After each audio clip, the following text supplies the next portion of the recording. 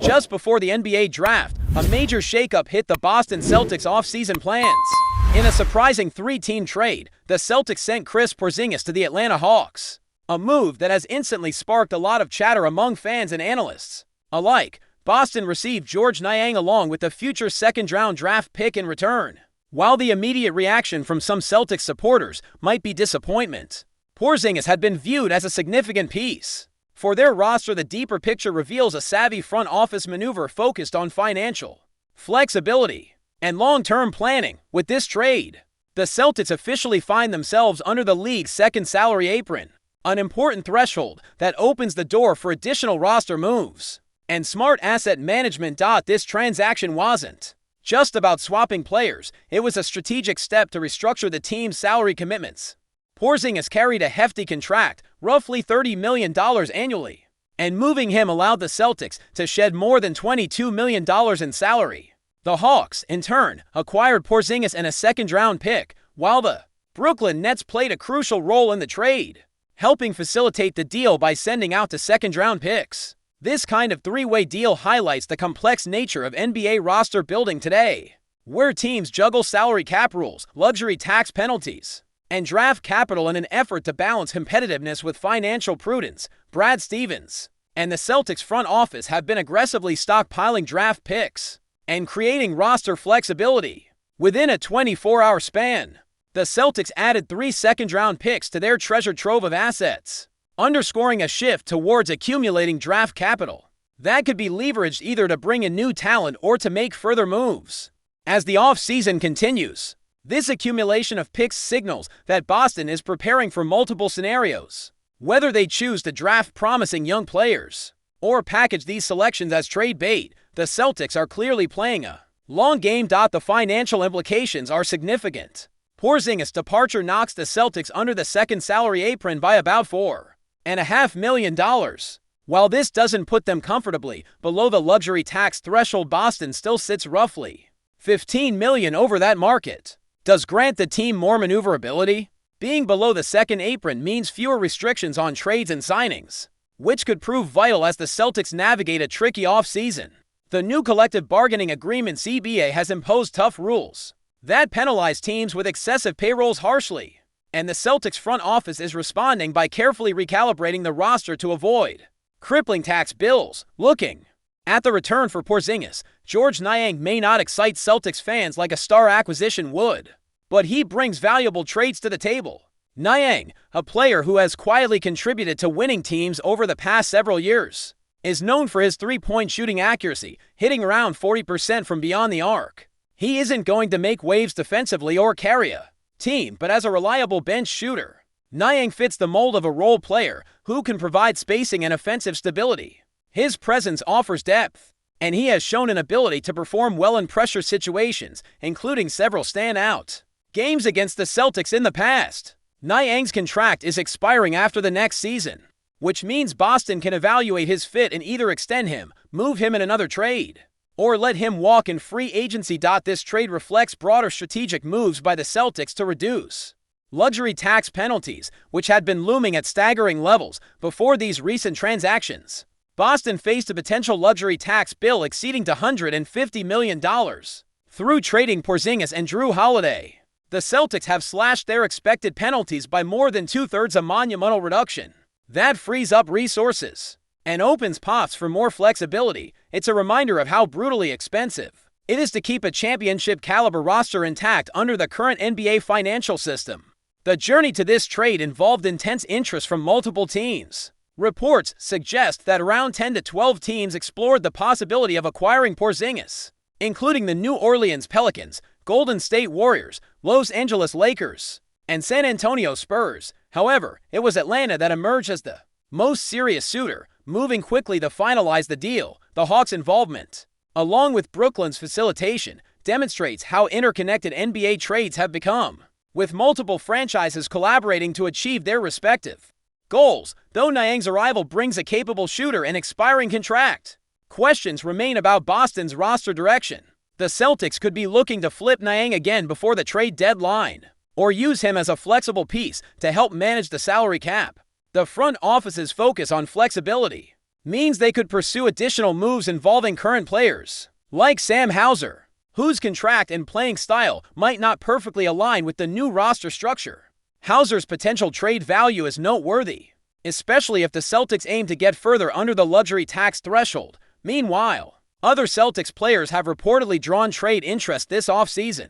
Rumors swirl around potential deals involving Jaylen Brown, whose Finals MVP status has attracted attention, and Derek White, who many view as a key defensive anchor. While some speculate about wild offers for Brown or White, it seems the Celtics are intent on maintaining a core that includes Jason Tatum, focusing on staying competitive rather than rebuilding entirely. The moves so far suggest a careful balance between cost-cutting and retaining enough talent to remain contenders, reflecting on Porzingis' tenure with the Celtics.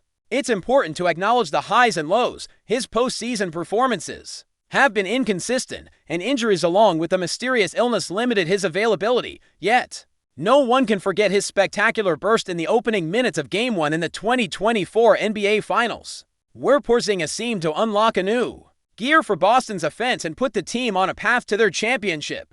His unique skill set and presence on the floor gave the Celtics a dynamic edge, even if it wasn't always fully realized throughout his stay.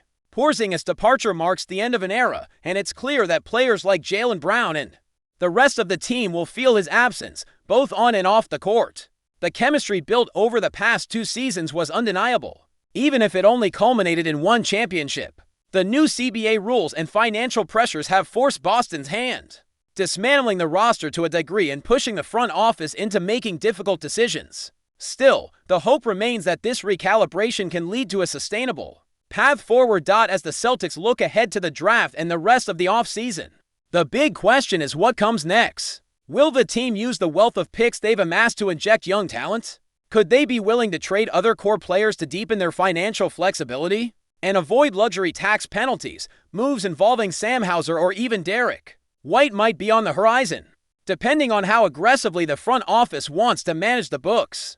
The Celtics' offseason story is far from over, and with the draft looming, there's every reason to expect more significant moves. In summary, the Kristaps Porzingis trade is a defining moment in Boston's 2025 offseason. It's a calculated gamble by Brad Stevens and the Celtics front office to navigate the harsh realities of the NBA's financial landscape while maintaining a competitive roster. George Niang's arrival and the additional draft pick provide new tools. Even if they don't immediately excite the fanbase, this is a team in transition, carefully balancing ambition with pragmatism, all under the watchful eye of a brutal luxury tax system. What unfolds next will reveal the Celtics' true direction, as they prepare for another season of high-stakes basketball. Continuing from where we left off, the Boston Celtics now face a pivotal moment in their offseason, one defined by the delicate balancing act between maintaining competitiveness and managing the strict salary cap rules that govern the modern NBA. With Kristaps Porzingis traded and George Niang stepping in,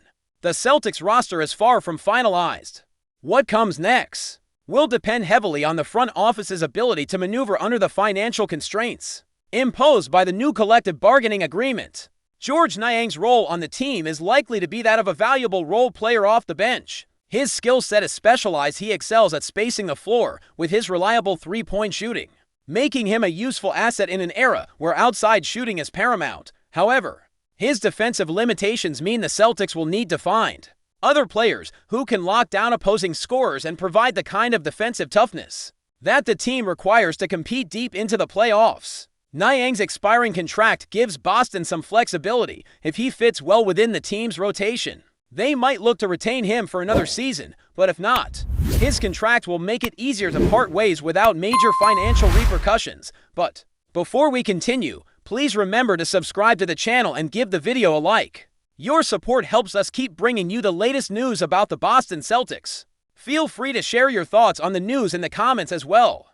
Brody here, back with the latest buzz from the NBA, and let me tell you, the whispers around Boston are growing louder by the minute. While the Celtics are still basking in their recent championship glory, a surprising rumor has started to circulate, sending ripples of disbelief through the fanbase. Kristaps Porzingis might be involved in a blockbuster trade. Now, before you spill your coffee, remember this is all just talk at this stage, but the chatter is persistent enough to make you wonder what's brewing behind the scenes at TD Garden. Just when everyone thought the championship-winning roster was set to run it back, This potential move for the Unicorn has ignited a firestorm of speculation. Details are scarce, as is typical with these kinds of leaks, but the very notion of Porzingis being on the trade block has triggered a strong reaction from Celtics faithful.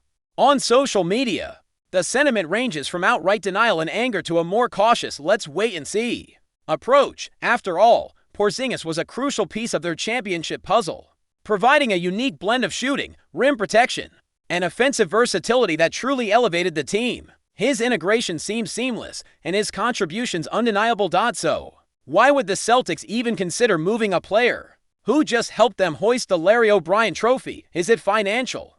Is it about creating cap space for another star? Are there other pieces in play that make this a can't-miss opportunity for Brad Stevens and the front office? Or is this just a smokescreen, a strategic leak to gauge interest or deflect attention from other moves? Whatever the reason, if there is one, the possibility of Porzingis being traded has sent shockwaves through the league. Imagine the fallout if such a move actually materialized. It would undoubtedly be one of the most unexpected off-season headlines, immediately shifting the landscape for both the Celtics and whatever team might acquire his services. For now, all eyes are on Boston, waiting to see if this pervasive rumor is just that, a rumor, or if it's a sign of a truly surprising shakeup on the horizon. That's it for this update. If you enjoyed the video and want to keep receiving exclusive news about the Boston Celtics, please subscribe to our channel and give the video a like. We always appreciate your comments and opinions. See you in the next video.